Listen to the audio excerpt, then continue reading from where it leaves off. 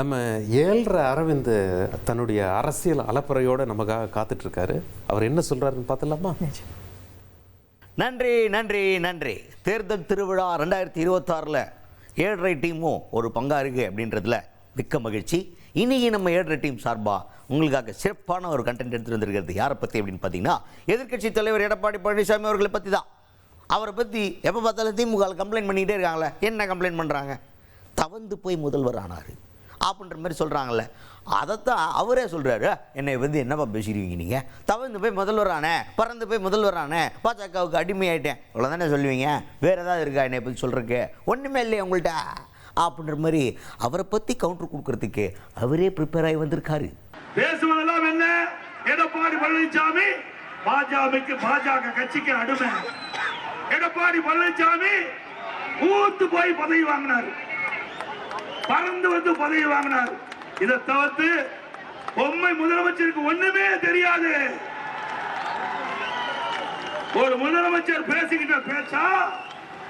ஒரு முதலமைச்சர் நாட்டுக்கு வழிகாட்டியாக இருக்க வேண்டும். தலைமை பொறுப்பேற்றுகிறீர்கள். நீங்கள் பேசுகின்ற ஒவ்வொரு வார்த்தையும் மக்கள் கவனித்துக் கொண்டிருக்கின்றார்கள்.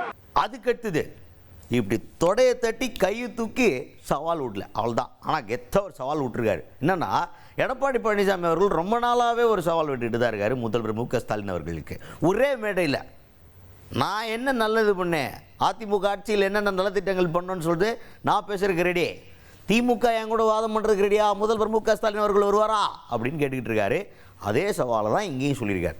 நான் ரெடியாக இருக்கேன், இன்னும் அங்கேருந்து பதில் வரல. நான் எப்பயோ சொல்லிட்டேன் நான் ரெடி, வாங்க வாதம் பண்ணிங்களான்னு சொல்லிட்டு. ஆனால் அங்கேருந்து பதிலே வர மாட்டேங்குதே, பயம் அப்படிங்கிற மாதிரி பேசியிருக்காரு எடப்பாடி பழனிசாமி அவர்கள். தொலைக்காட்சியிலே பேட்டி கண்டவர் என்னிடத்தில் ஒரு கேள்வி கேட்டார். நீங்கள் திரு ஸ்டாலின் அவர்களும் நீங்களும் மேடையிலே தோன்றி இருவரும் தங்களுடைய கருத்துக்களை சொல்ல முன்வருவீர்களா என்று கேட்டார். நான் தயார். எந்த இடத்துல எந்த மீட்டிங் போட்டாலும், எந்த இடத்துல மேடை போட்டு எங்களை அழைத்தாலும் நான் வருகிறேன்.